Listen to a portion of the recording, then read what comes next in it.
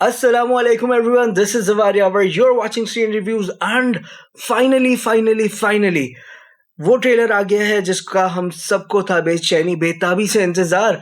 जी हाँ, मिर्जापुर सीजन 3 का trailer is finally out and बहुत अरसे तक इन्होंने हमारे साथ खेला है। मतलब पहले जो है तस्वीरें आ रही थी जिसमें सिलोहिट थे, फिर उसके बाद तस्वीरें कैरेक्टर्स की आना शुरू हुई और उनके जो पोस्ट में जुमले लिखे होते थे बड़े कमाल के होते थे। फिर उसके बाद जो है कुछ छोटी छोटी वीडियोस आई, उसके बाद टीजर आया। Now finally the trailer is out और जुलाई 5 को बेसिकली ये रिलीज होने वाला है। तो उससे पहले अब जो वो फाइनल फुल फाइनल वाली वाइब्स होती है ना, वो आ चुकी हैं। तो जल्दी से कुछ भी टाइम वेस्ट किए बगैर चलते हैं ट्रेलर की तरफ। ट्रेलर देखेंगे और उसके बाद फिर अपना रिव्यू देते हैं। नागरिकों की जान माल की जो हानि हुई है, उसके लिए हमारा हृदय कोरोना से भर आया है। कोरोना नहीं मामा जी, करुणा करुणा चलो रे, मैक्सिको निकलना है। अबे मिर्जापुर में मैक्सिको से कंपेयर किया है मिर्जापुर को। यही मौका है लोगों को बताने का कालीन भैया कौन।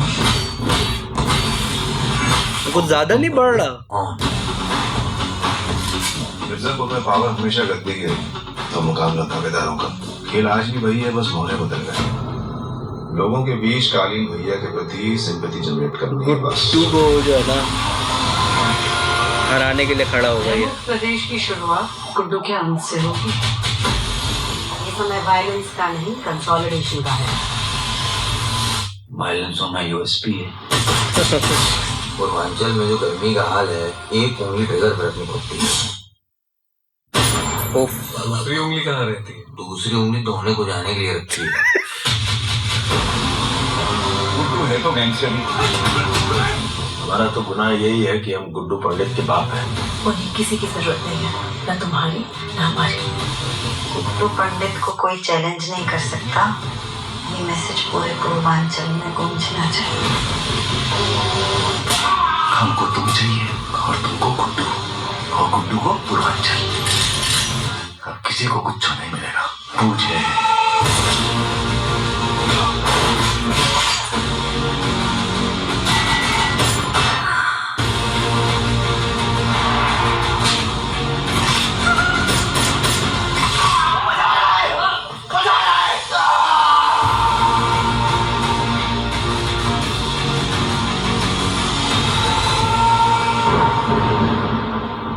ये गद्दी,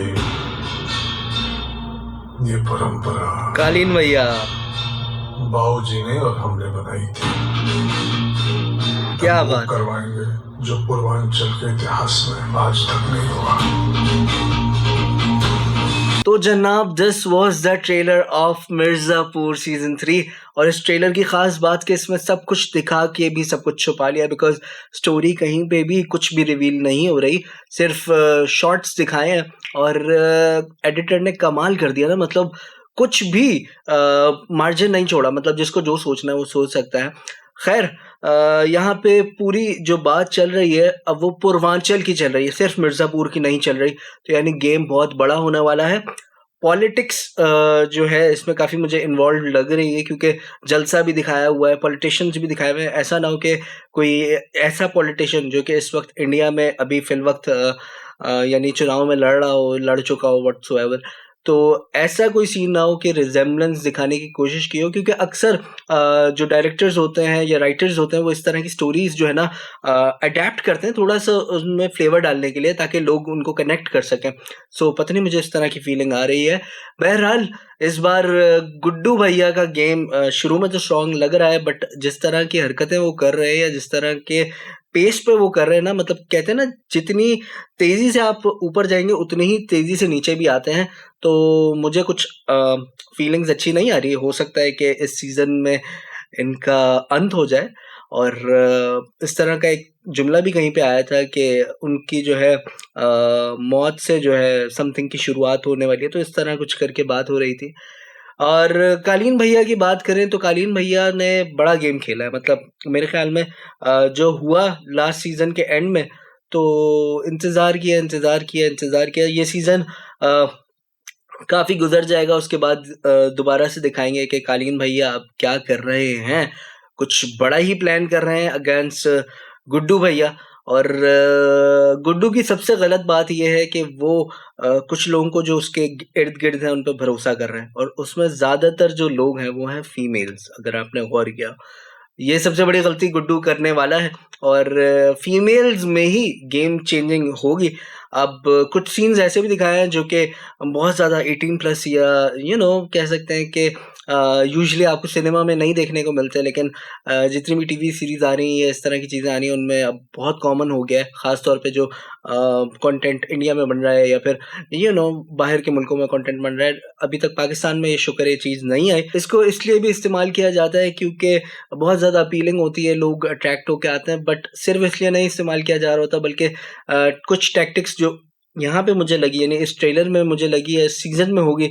सो बेसिकली जिस वक्त आप उस एक्ट में इंडल्ज होते हो उस वक्त आपका जहन नहीं चल रहा होता, आपका ब्रेन मफलूज हुआ होता है, और ऐसे मौके पे ख़ास तौर पे लड़कों का, लेकिन लड़कियों का दिमाग उस वक्त बिल्कुल तेज़ हुआ होता है, और वो बहुत सारी चीज़ें, जैसे होता है ना नशे में, किसी भी चीज़ के नशे में आपसे बहुत सारी चीज़ें उगलवाई जा सकती हैं, तो ऐसा शायद कुछ हो सकता है। थोड़ी सी बात अगर स्टोरी की जाए तो स्टोरी जितनी सिंपल लग रही है उतनी सिंपल होने वाली नहीं है। बहुत दफ़ा ऐसा होगा इस सीज़न में कि आपको लग रहा होगा अब ये होने जा रहा है या ये होने वाला है, और एकदम से कुछ और हो जाएगा, क्योंकि कहीं ना कहीं उन्होंने टीज़र में आई थिंक वो चेस की गोटियों का भी इस्तेमाल किया था। तो चेस से जब किसी चीज़ को रिलेट किया जाता है दैट मीन्स कि कहानी बड़ी है, उसको समझने में टाइम लगने वाला है, या जब वो चीज़ हो जाएगी तो हमें समझ आएगा ओ ये तो ये था।